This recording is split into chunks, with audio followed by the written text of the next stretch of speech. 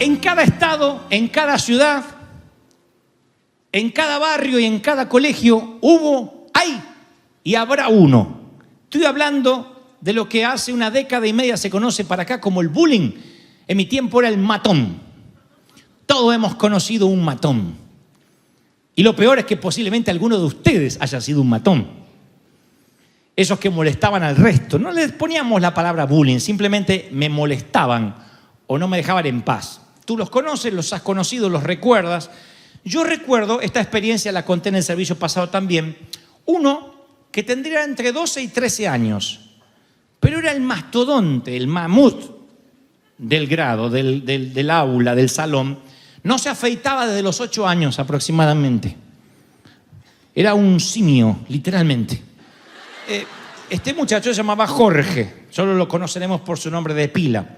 Jorge no era un muchacho que molestaba a todo el mundo, pero no se le podía hablar demasiado.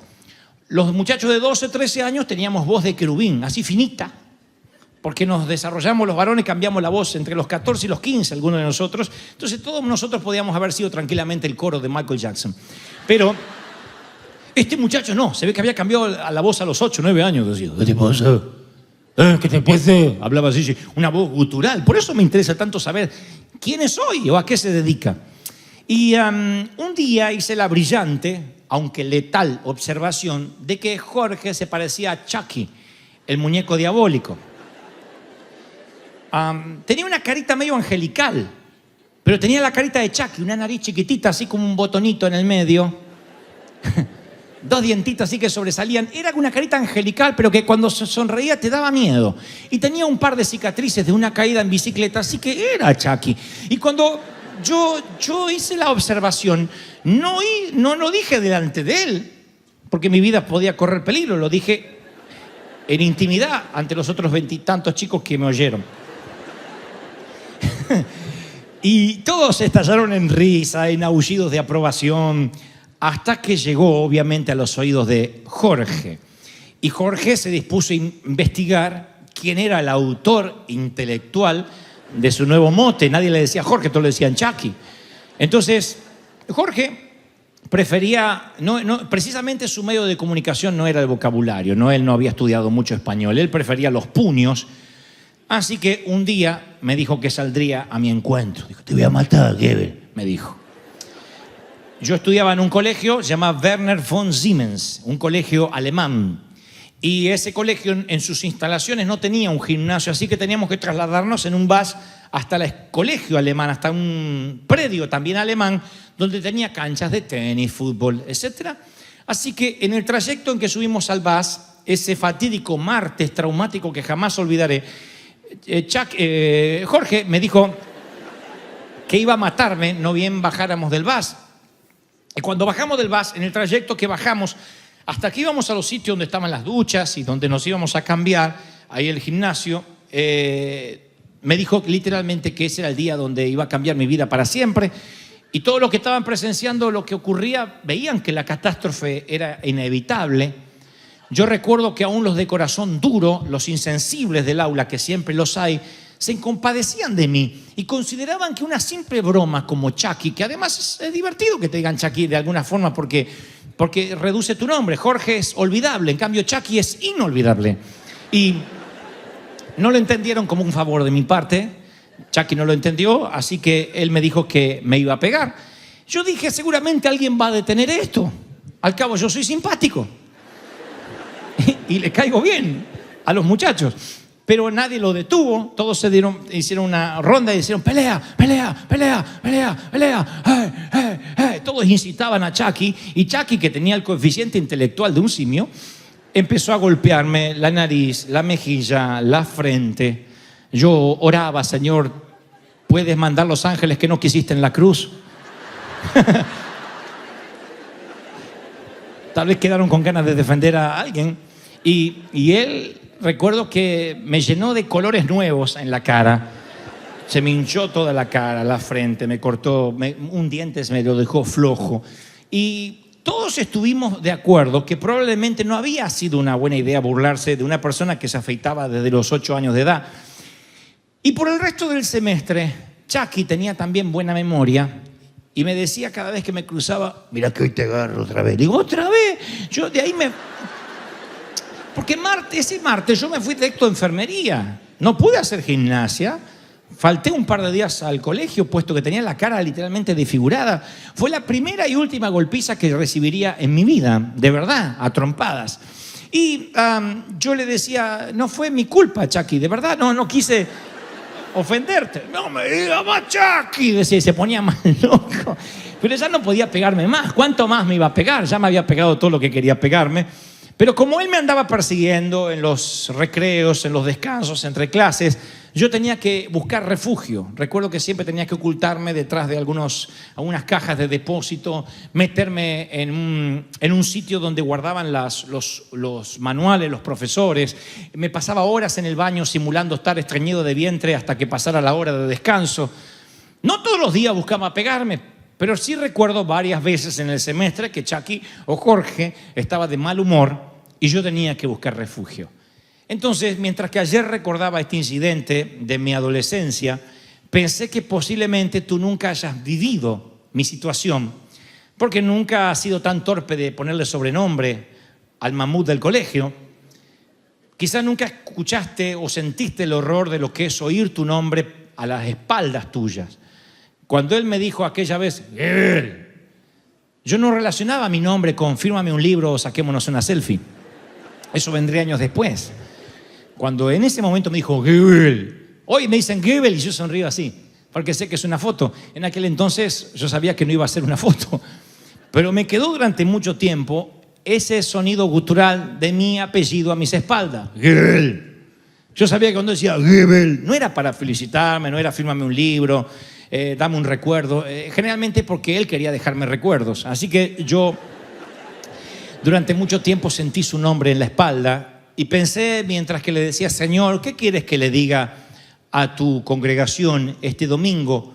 El Señor hablaba muy claro a mi corazón y me mostraba personas que necesitan un refugio, que necesitan escapar de algo o de alguien. Pero déjeme avanzar, que tengo más información para darte. En la antigua cultura del Medio Oriente se practicaba una suerte de deporte. Bueno, yo no lo llamaría deporte, pero una suerte de deporte que consistía en un corredor al cual se trataba de cazar, pero no era un simulacro, no era una simulación, era algo real. Y la población en aquel entonces, según las escrituras, estaba muy diseminada, era muy crecida y los sistemas judiciales no daban abasto para los crímenes diarios. Entonces la gente buscó la forma de aplicar la ley y mantener el orden mediante un rudimentario sistema muy tribal de crimen y de castigo. Entonces, si por ejemplo alguien cometía un homicidio, se aplicaba diente por diente, ojo por ojo, diente por diente de manera literal. Si alguien te mataba a un hermano, entonces alguien de la familia del muerto mataba a un hermano del homicida. Era hermano por hermano, madre por madre, padre por padre, suegra, celebración por medio por tu suegra. Eso era lo que ocurría. Se llamaban vengadores de sangre. Entonces, cuando había un homicidio, la familia del asesinado, de la víctima, se reunía y designaba un vengador de sangre. Se le pagaba un dinero muy suculento para que viviera a tiempo completo y no descansara hasta vengar la sangre de quien había muerto. Si le habían matado a un hijo, tenía que matar un hijo al homicida. Es muy similar a lo que se hacía en la mafia siciliana. Es lo que todavía me dicen que hacen ciertos carteles que manejan el narcotráfico, que tú le matas a alguno de ellos y te matan uno de los tuyos. Un hermano por hermano, un hijo por hijo. Eso suele todavía ser parte de la cultura de algunos cuasi mafiosos. En este entonces no era mafia, era la manera de mantener el orden, de mantener la ley.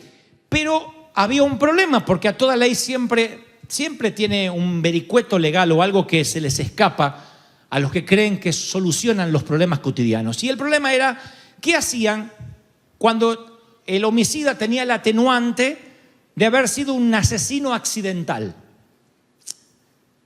¿Qué hacían con ese asesino que no quiso matar a nadie, pero accidentalmente lo mató?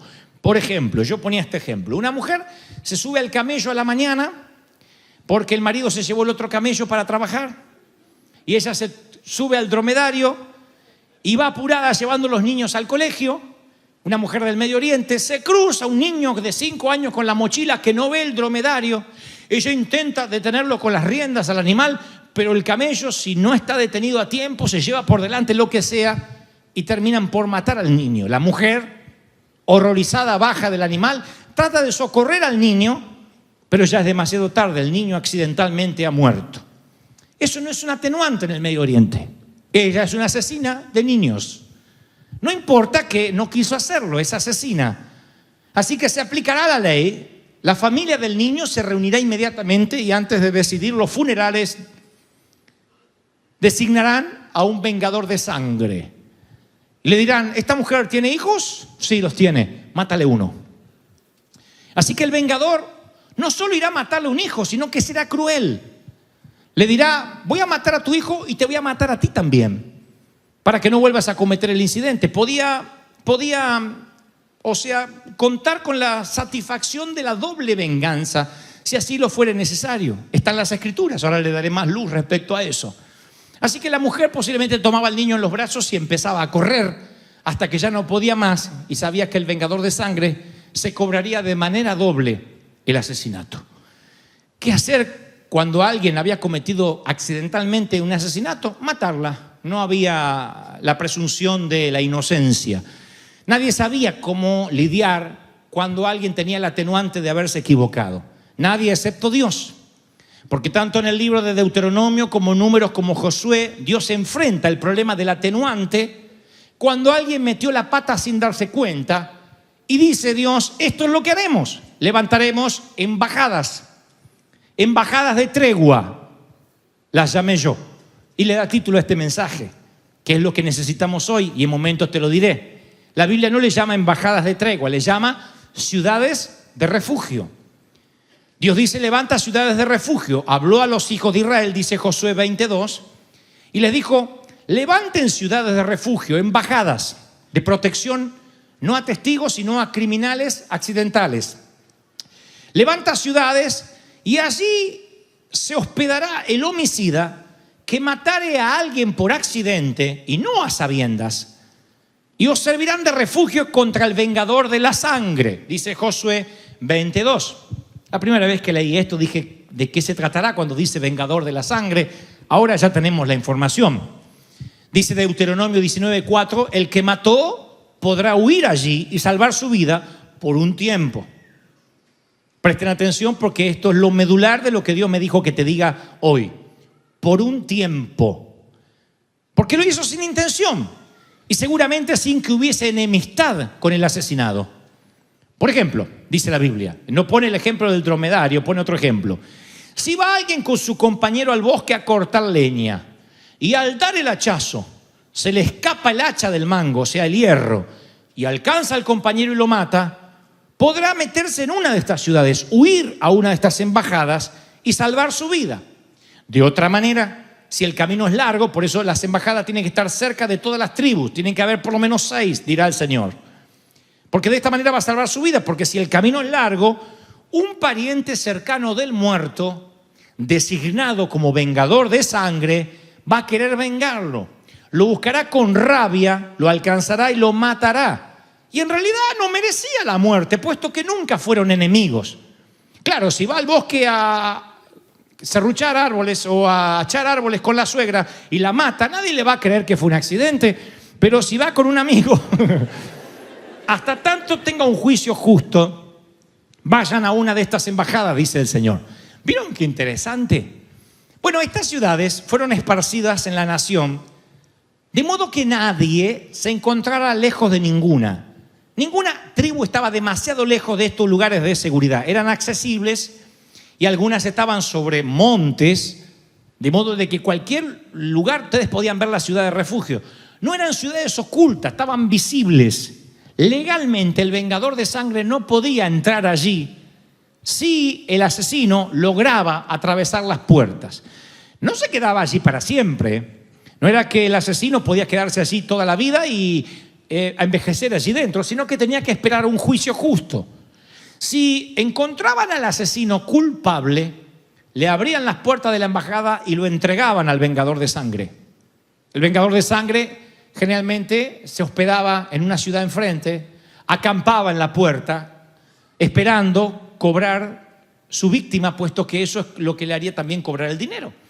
Si el jurado determinaba que había sido accidental la muerte, entonces le decían al vengador de sangre que desapareciera de las partes linderas de la ciudad y nunca jamás podía acceder ni acercarse al presunto homicida. Había una orden de restricción para que no se acerque. Así que el sistema más o menos funcionaba cuando Dios interviene en el asunto. Los israelitas lo hacen tal cual, eligen 6 ciudades con una buena ubicación geográfica, carteles por todo el camino.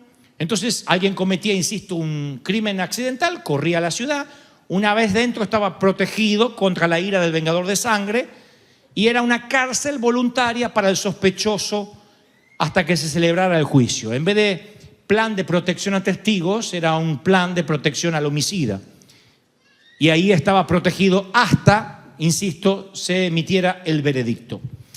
Antes de pasar a lo que Dios me dijo que te diga, nada más te cuento los nombres de las ciudades porque revela el carácter de Dios, revela lo que Dios ya quería mostrarnos desde el antiguo pacto, que en su corazón se preocupaba por los hijos que se meten en problemas. La primera ciudad se llamaba Sedes, que significa santuario, santificado, o sea, todo lo viejo queda atrás. Entrabas ahí y decías, estoy en la ciudad donde me santifiqué.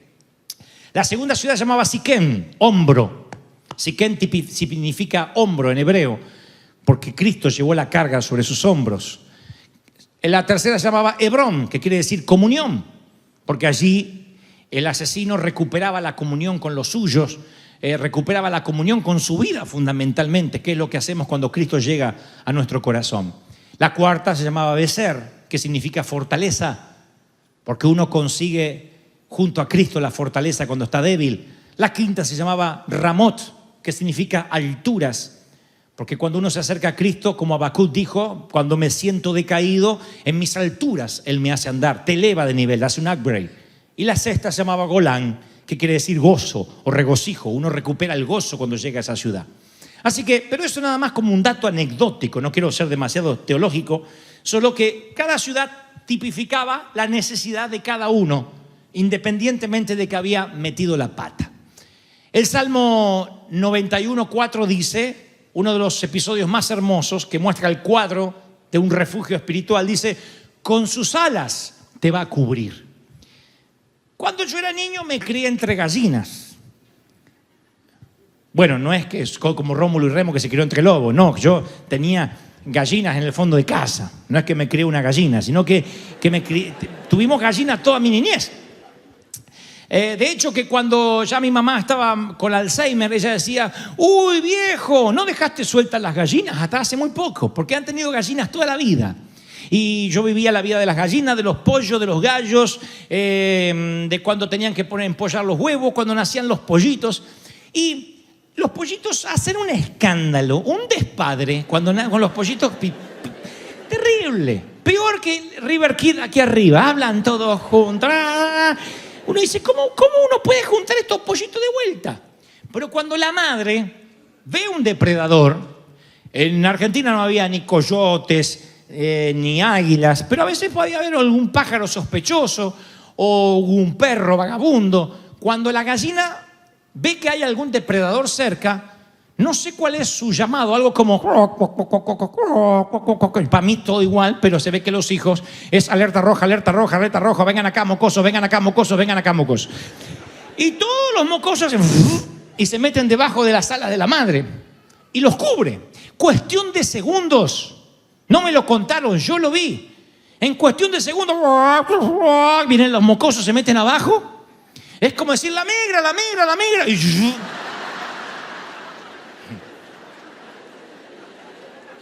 se meten bajo las alas. Yo me imagino qué piensa el pollito. El pollito le dice al otro pollito, ¿viste los dientes de ese depredador? ¿Viste ¿Por qué no metió abajo? No sé, parece que hay un pájaro raro dando vuelta. Y se meten allí y no hay nada mejor que sentir los latidos seguros de la madre, el calor del ala de la madre que los protege. Esa es la metáfora que el Señor utiliza en el Salmo 91. Bajo sus alas, dice David, bajo sus alas me va a proteger. O sea que nada te puede pasar. Esos pollitos no se pueden quedar de por vida debajo de la madre. Habrá un momento que ella levanta las alas y cuando ya son pollos o gallinas, ya no tendrán que buscar la protección de las alas maternas, pero por ahora ellos necesitan un refugio inmediato hasta que pase el peligro inminente. Eso es lo que yo quiero hablar. Cuando el Señor te dice, te cubro, te meto en mi embajada de tregua, es eso, una tregua. Tregua es un descanso en medio de la guerra, no la finalización de la misma. Si yo te dijera que tu guerra terminó, es porque posiblemente te estés por ir al cielo. Allí tendremos la última ciudad del refugio. Las puertas de los cielos se abrirán y nunca más habrá enfermedad, ni dolor, ni adiós, ni muerte, ni luto, ni despedidas. Y puede que muchos predicadores pasen domingos enteros hablando de la ciudad de refugio más allá del sol. Y si bien eso te alienta, tú dices, ok, pero ¿qué hago el lunes? Yo necesito un refugio ahora. Necesito protección ahora. Y el Señor dice, quiero que te alejes del peligro, quiero que te reagrupes, que te recuperes, que tomes nuevas fuerzas. Te ofrece una tregua. Insisto con esta frase, no la finalización de la guerra, sino una pausa. Esta palabra va para los que necesitan una pausa en la batalla diaria que están enfrentando. Una pausa, la necesita todo el mundo. Los soldados en la guerra, los jugadores de fútbol, después de 45 minutos necesitan 15 para el vestuario, reagruparse, ver cómo está jugando el equipo rival, cambiar las estrategias. Esos 15 minutos no son solo para orinar. Esos 15 minutos puede que para nosotros sea buscar más cookies o algunos chips y traer un refresco, pero para los jugadores significa, wow, hay que cambiar la estrategia, vamos a hacer un cambio. Es una reagrupación. Sin esa tregua, muchos no hubiesen ganado campeonatos, hablando de fútbol. Sin la tregua, los generales no podían decidir un cambio de estrategia en el plan de batalla. Todos necesitamos una tregua, menos los cristianos que a veces pensamos que podemos batallar y batallar y batallar y batallar y lo único que logramos conseguir es enfermarnos. Porque si el Señor necesitó treguas, vean la vida de Cristo yéndose a un bote lejano, remen mar adentro, aléjenme de la multitud. ¿Tenía fobia a la gente? Claro que no, solamente necesitaba descansar. Nada agota tanto como la presión de los que succionan tu vida espiritual. Otras veces subía al monte a quedarse solo, con compañía segura. No elegía cualquier persona, hablamos de esto hace unos domingos. No se llevaba gente tóxica, sino aquellos que lo podían alentar, apuntalar, para estar solo. Necesitaba llenar su tanque. Y yo percibo que muchos de los que hoy están aquí, que Dios arregló una cita, puesto que Él me lo dijo, que necesitabas oír esta palabra, venimos o vienen de batallas que no has podido descansar desde hace meses. Hay de los que por lo menos a fin de año hicieron un cambio. Dijeron, bueno, con el último dígito del año cambio algunas cosas, algunos hábitos, algunas amistades. Otros vienen sin parar, vienen con una lucha matrimonial hace 6, 7 meses que no respetó cambio de año. Otros vienen con una lucha, con una angustia del alma, con soledad. Otros con deudas. Hablamos de esto, Dios nos habló hace unos domingos. Hablo de esto porque hay de los que dicen, bueno, a mí me va maravillosamente bien, así que no creo que necesite un refugio. Y déjame que te dé una sugerencia, producto de casi 30 años de ministerio. El viaje por la vida no son en las aguas pasivas y placenteras del Caribe.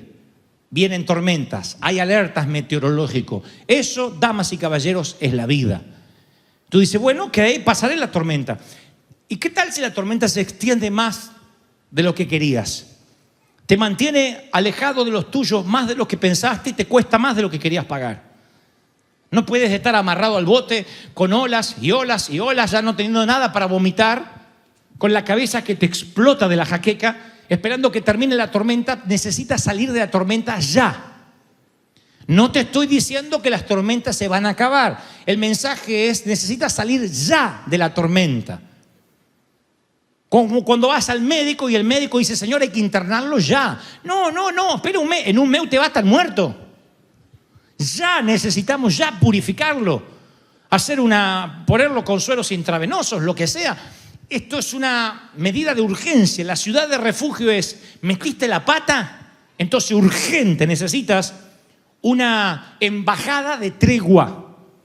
Así que voy a resumirlo de la siguiente manera. Este mensaje va para los que metieron la pata o los que meten la pata. Tal vez no asesinaste a alguien, pero sabes que hiciste algo que no debiste hacer. Posiblemente haya alguno que diga, no, todavía no es para mí. No te vayas, porque también este mensaje es para los hipócritas. Todo el mundo necesita oírlo. Todos metemos la pata. Y como metemos la pata, necesitamos las personas oprimidas, hice una lista, las personas cansadas, las atemorizadas, las enlutadas, las preocupadas, las frustradas, las solitarias, las quebrantadas, las que han sido atacadas injustamente. Convengamos que el 99% de Israel nunca necesitó utilizar ninguna de estas 6 ciudades. No todo el mundo mataba a alguien. Pero para la mujer que se llevó por delante un niño con su mochila conduciendo el dromedario, para ella esa ciudad era lo más importante del planeta. No era superado ni por París, ni por Venecia, ni por Buenos Aires. Podría ser Ciudad de México, pero bueno, vamos a equiparar un poco la cosa. Sobre su hombro viene el vengador de sangre, siente el respirar de la muerte y de repente las puertas hacen... Y alguien de adentro dice, ¡pasa! Y la mujer corre, se cierran las puertas. Lo han visto en películas de James Bond, de Misión Imposible. Siempre alguien logra asilo en la embajada y el enemigo no te puede tocar ahí. Ese fue un invento de Dios antes que de las Naciones Unidas. Dios determinó que hubiese asilo, que hubiese embajada donde te den una tregua. Aquí, por ahora, estás seguro. Bajo mis alas nadie te puede tocar. No hay depredador que pueda contra tu vida. Lo están recibiendo. Insisto, no es para siempre, porque cuando la gente cree que las alas de Jehová son para siempre es cuando se generan las iglesias raquíticas. Las iglesias que no salen, que no predican, que le tienen miedo a la NASA, que le tienen miedo a la televisión, que le tienen miedo a la política, y entonces los pastores los meten en ciudades de refugio bajo las alas del apóstol. Eso no es lo que la Biblia dice. A mí no me gusta meterlo bajo mis alas porque yo también meto la pata, así que no te puedo proteger. Bastante que tengo que protegerme yo bajo las alas de la gallina. Soy un polluelo igual que tú, así que no busques ayuda en otro pollito, busca la ayuda en la gran gallina. Pero si yo te meto miedo al mundo y a la levadura de los fariseos y a lo que hay afuera, entonces la gente dice, uy, pastor, haga muchos cultos, porque aquí me siento seguro. No es lo que el Señor nos está diciendo. Él dice, refúgiate, sal ahora de la tormenta, toma fuerza, toma energía y luego sigue bogando contra los vientos en contra, que es la vida, no es otra cosa. El Salmo 9:9 dice, promete, Jehová será refugio del pobre, refugio para el tiempo de angustia. O sea que cuando sientes las pisadas del vengador de sangre, las puertas se abren para que tú puedas estar en ese refugio, para que tú puedas sentirte que ya nada ni nadie te puede hacer daño ni te puede tocar. La tregua significa lo vamos a resolver más tarde. Y yo siento de parte del Señor de decirte que muchos de ustedes o que tú, vamos a personalizar el mensaje como si estuviésemos tomando un café solos. Yo sé que tú necesitas esta palabra de Dios. Refúgiate ahora en Él y lo vamos a resolver más tarde. Es lo que necesita un pecador cuando viene a pedir consejería pastoral a cualquiera de nuestro equipo. Siempre les digo a los pastores en nuestro ADN que primero le den contención, que no lo juzguen. Porque alguien que metió la pata, por más feo que sea el pecado, no necesitan que le digan, ¡ay! ¿Cómo que pecó? ¡Oh! Porque ahí es cuando la iglesia dice, la gente dice, no vengo más aquí, son demasiado asépticos. Hay demasiada higiene espiritual, soy demasiado sucio para esta iglesia. Y los echamos del hospital cuando aquí debiéramos especializarnos en cuidados intensivos. Cuando alguien dice, metí la pata, lo primero que le damos contención. Bueno, ven acá. Después vamos a ver cómo resolvemos, cómo afrontamos las consecuencias, cómo restauramos, cómo logramos el perdón de Dios, que si hay arrepentimiento genuino, etcétera, etcétera. Hay pasos, pero lo primero es, vamos a darte un refugio. Eso es lo que pretende River Church, que encuentres un refugio. La Biblia dice que Dios es ese refugio. El que te dice, vamos, ven, acércate a mí, lo resolveremos más tarde. Volveré a mencionar esto una vez más porque yo provengo de una generación que me decía, resuelve tu problema antes de acercarte a Dios. No entres a la embajada con problemas. No queremos problemas aquí ni albergamos a homicidas.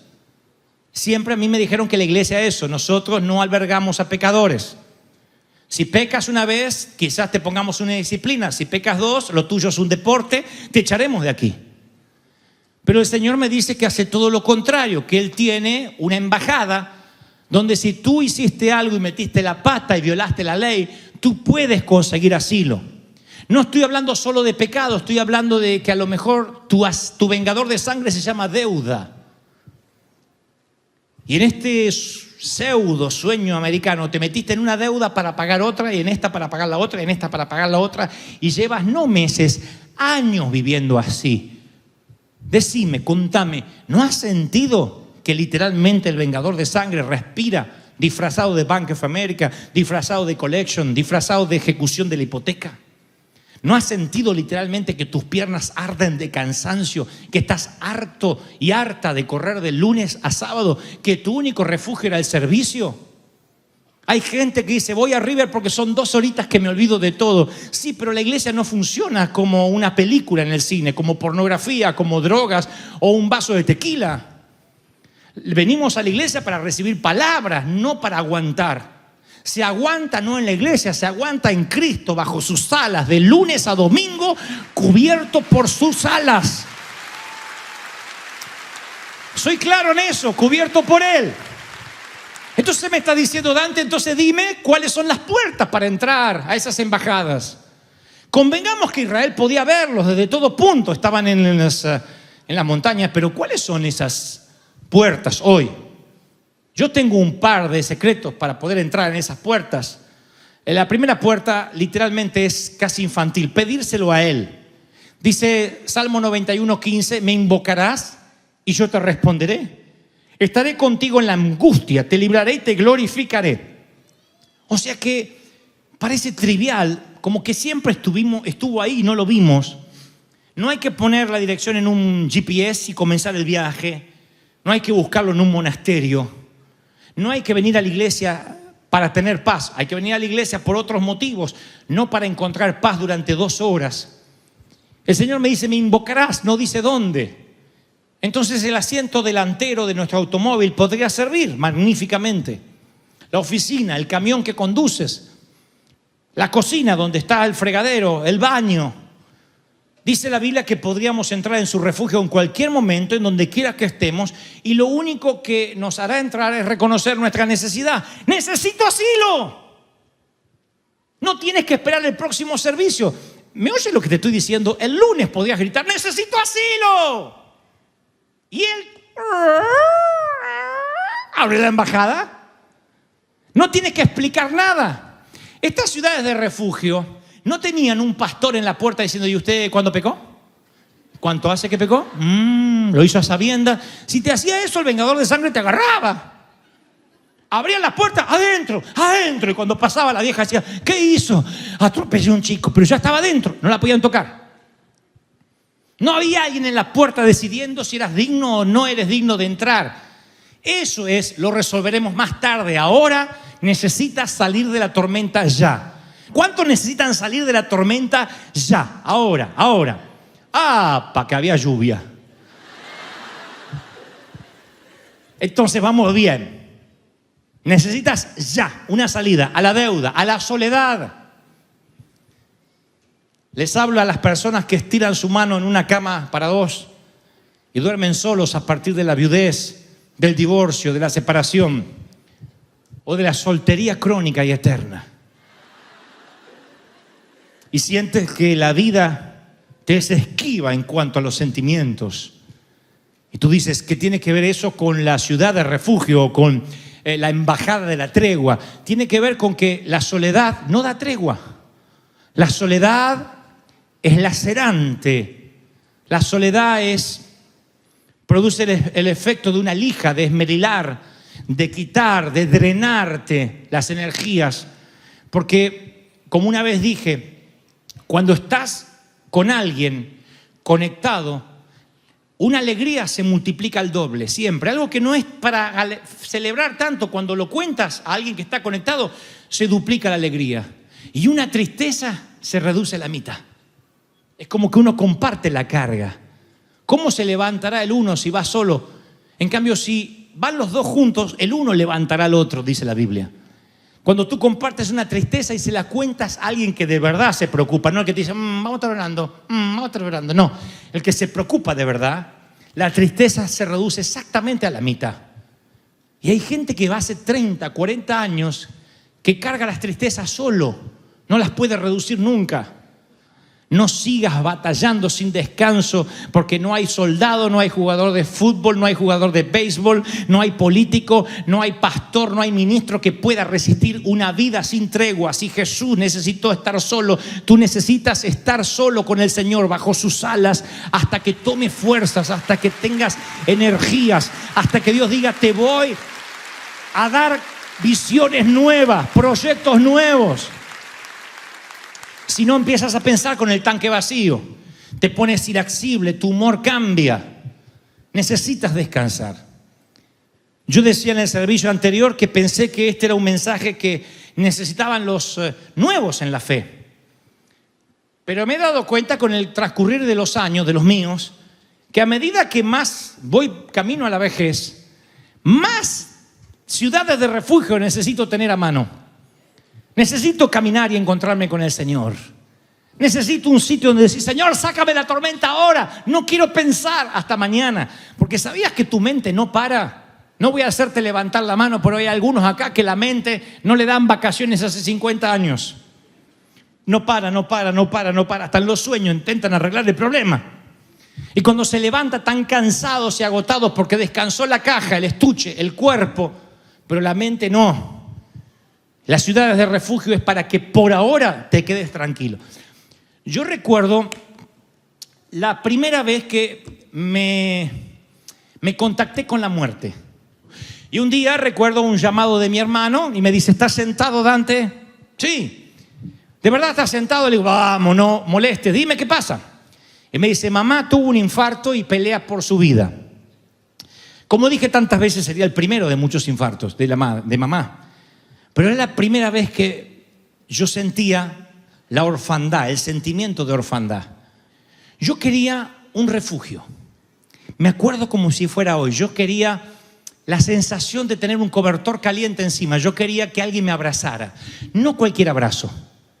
Tenía que ser alguien que supiera el mismo dolor que yo estaba pasando. Posiblemente un hermano hubiese estado bien porque compartíamos el dolor de la misma madre. Pero no tenía ningún hermano a mano, así que yo quería un refugio. Es ese momento exacto que yo defino que fue la primera vez que necesité la embajada de la tregua. Yo quería una tregua. Después me enfrentaría a la clínica, a los parientes, a la posible muerte de mi madre, pero necesitaba una tregua. ¿Has estado en esa estación de la vida? Solo dime amén. ¿En que necesitabas una tregua? Seguramente has recordado algún momento tuyo. Sí, yo también. Ese momento de shock, esa llamada telefónica, ese correo electrónico, ese telegrama, hizo impacto. Y tú dijiste, se te acabó el aire, el vengador de la sangre te alcanzó y tú solo debiste correr a las puertas y refugiarte en el Señor. ¿Y qué hiciste? Lo enfrentaste solo. Dice el Señor, me invocarás y yo seré tu refugio. Parece algo infantil. Tú estás pensando algo como, bueno, cuando yo estoy en crisis siempre oro. No me estás entendiendo. Tú puedes orar en las puertas de la ciudad de refugio.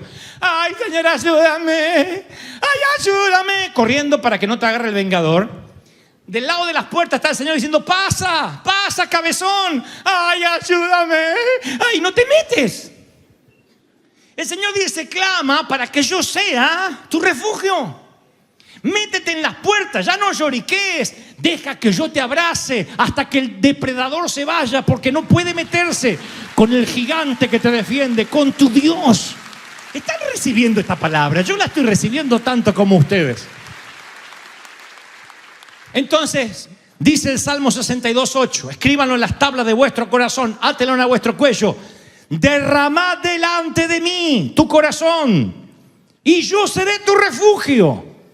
O sea que para que Él sea el refugio y abra las puertas de la embajada, tú debes derramar el corazón. Tú tienes que decir, Señor, Chucky me quiere pegar. No trates de ser correcto. Solo dile al Señor literalmente lo que te pasa. Derrama el corazón. He matado a alguien con un hacha. Dile lo que has hecho. Y yo seré tu refugio. Pero hay que reconocer cuán mal estamos y cuán cerca del borde estamos para que Él extienda sus alas y te cubra. Esto le ocurre a Jeremías. Tuvo que aprender esta lección de manera hostil. Miren, no los aburriré con esto, solo será un breve paneo. Jeremías recibe un mensaje. No es un mensaje para que predique en Cancún ni en Hawái. Tiene que predicarlo a una ciudad hostil. Así que reciben mal su mensaje, se burlan de él. Él tiene que predicar lo que Dios le manda, pero a diferencia de otros predicadores, lo hacen callar y como no lo pueden callar, lo meten en un cepo. El cepo es, ¿saben lo que es? Un sitio donde colocan la cabeza y las dos manos así en la puerta de la ciudad. Eso es una invitación para que el mundo lo escupa, para que le tiren frutas, para que no solo le regalen escupitajos, sino insultos e improperios de todo nivel. Así que él está sufriendo escarnios, abuso. Y escuchen la oración cuando él está agotado, ¿no? Que ya su resistencia a tanta hostilidad no aguanta más. Él se lamenta, por eso son las lamentaciones de Jeremías. Dice, cada día he sido encarnecido. Se burlan de mí, porque la palabra que Dios me dio ha sido afrenta para mí. Y el tipo sigue malhumorado como hispano en el Freeway los lunes a la mañana. Maldito el día en que nací y el día en que mi madre. Y ahí los mexicanos dicen, mencionó la madre, pero no la partió ni nada. Dijo, maldito el día en que mi madre me dio a luz.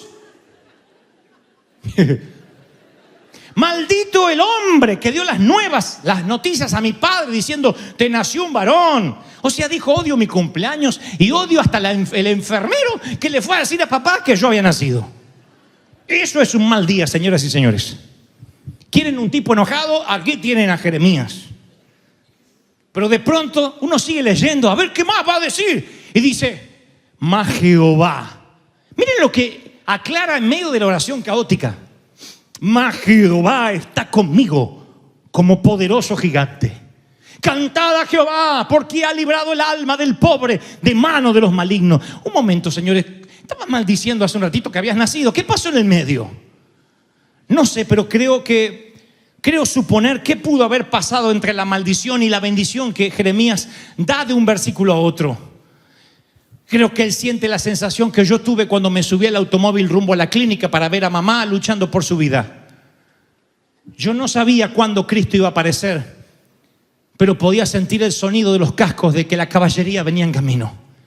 Y Dios me dice que te diga, no puedo confirmarte cuándo saldrás de la tormenta, pero Cristo viene en camino a rescatarte. Solo espera en la tregua hasta que Él venga. Y ahí vas a decir, yo sé que Dios está conmigo como poderoso gigante. Alguien tiene que decir amén. ¡Aleluya! Y vas a tener que estar un tiempo ahí. Porque, mis queridos, en caso de extrema angustia, Dios orienta o reorienta nuestras vidas para que pasemos más tiempo con Él. En caso de extrema angustia, uno hace lo que hizo Jesús. Se mete en un bote y quiere escapar. Pero ten cuidado donde te escapas, porque si aunque te remontares hasta los cielos o hasta las profundidades del océano, allí te alcanzará Jehová. Cuando te escapes, asegúrate de no estar escapando de Dios.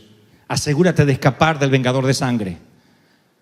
Ambos son escapes parecidos, pero sus finales son diametralmente opuestos. Cuando te sientas mal, no escapes de Dios, porque esa escapatoria tiene algunas opciones que no te harán bien. Droga, pornografía, sexo promiscuo. El sexo te dará unos minutos de placer, la pornografía otros tantos. La droga, el alcohol puede darte algunos minutos de olvidarte, pero al día siguiente con la resaca tú recordarás otra vez que el vengador de la sangre respira detrás de tu nuca y todo habrá sido igual. No retrasaste nada, no ganaste tiempo, no tomaste atajos. Por eso no escapes solamente, sin sentido.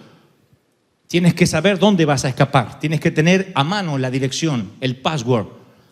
derramar el corazón del Señor para que Él te abra las puertas de la embajada de la tregua. Mi pregunta es sincera, honesta, para culminar. Si las angustias vinieron, si las tormentas golpearon a tu bote, si la enfermedad golpeó la puerta de tu hogar, o lo que es peor, la muerte se instaló en tu apellido, ¿por qué la pasaste solo? ¿Por qué decidiste pasarla sola? O lo que es peor, ¿por qué pensaste que estar acompañado era venir cada 7 días a la iglesia? Hay algo más que eso. Tú tenías el password para ocultarte bajo sus alas. El Señor me dice que tu lunes va a ser diferente mañana. Porque desde que te levantes vas a decir: Señor, tal como dijo Dante, yo quiero ocultarme debajo de tus alas ahora. Y vas a sentir la protección en medio de la tormenta. Vas a ver que todo alrededor ruge como un león furioso, pero tú vas a sentirte que estás debajo de las alas del Altísimo. Es una sensación de cobertor caliente. Es una sensación de decir: soy invencible. Dios y yo siempre somos mayoría. Siempre. Dios y tú, mayoría. Aunque veas un ejército contra ti, Dios y yo, mayoría. Siempre ganas la batalla. Eres el muchacho de la película. Eres el protagonista del flyer. Siempre vas a sobrevivir hasta el último minuto del film, porque tienes a Dios de tu lado. Ahora, si no te metes en la ciudad de refugio, entonces vas a estar fregado, porque el vengador de la sangre te alcanzará. Y mi mensaje hoy es para darte las herramientas, la contraseña, para que no pases más las angustias solo. ¿Necesitas refugio? Corre ya. No, ahora. No mañana. Este no es un mensaje para aplicar en un par de horas, o luego del almuerzo, o el lunes, o el martes, o tal vez el domingo que viene. Esto es hoy. Yo puedo hablarte de la gran ciudad de refugio en los cielos, como dije hoy. Aquella donde todo el daño, los vengadores de la sangre y los Jorge, Chucky, matones del colegio no llegan. Pero eso es el cielo. Y tú podrías mirarme diciendo: ¿y qué me dices de mañana? Del miércoles. El jueves tengo una cita con el juez. El viernes tengo que estar en la corte. El martes mi abogado me espera para no darme noticias. El contador está presionándome con los impuestos. El IRS, mi estatus legal. No sé qué nombre tiene tu vengador de sangre, pero ahí está. Todas las mañanas tú te levantas y empiezas a correr. Escribí un libro hace muchos años, se llama Destinado al Éxito. Y el libro comienza con la historia de que en África hay un viejo proverbio que dice que todas las mañanas amanece una gacela y sabe que debe ponerse a correr apenas sale el sol, puesto que si no corre, algún león se la desayunará. Y todas las mañanas amanece un león en la misma selva, sabiendo que si no se pone a correr apenas sale el sol, esa mañana no desayunará gacela. Sea que la vida te haya tocado ser león o gacela, que la mañana te sorprenda corriendo. Eso es la vida, correr todos los días tras algo, correr, trabajar duro. De eso estamos hechos los hispanos. Pero correr sin seguro es como manejar un automóvil sin aseguranza. Correr sin las alas protectoras de la gallina. Oh, yo no quiero estar corriendo tu carrera. Correr sin tener la ciudad de refugio a mano. No, no lo hagas nunca. Porque algún día recibirás un llamado telefónico. Algún día la tragedia puede golpear tu hogar. Y lo único que vas a acordarte de este mensaje es: Señor, refúgiame. Y Él abrirá las puertas y dirá: conmigo estarás seguro. Conmigo no tendrás dolor, ni angustia, ni preocupación. Es lo único que tienes que llevarte de este mensaje. Si dices: Dios me habló esta tarde a mí, vamos, celébralo con un caluroso aplauso al cielo. Vamos, vamos, vamos. Porque a mí me gusta aplaudirlo a Él, porque Él ha traído el mensaje, porque Él nos ha hablado, porque Él nos ha desafiado esta tarde. Bendito sea Dios. Vamos, vamos, vamos, celebra al Rey de Gloria, celebra al Señor de señores. Nuestra embajada de tregua está ahí. Aleluya. Bendito eres. Te amamos, Señor.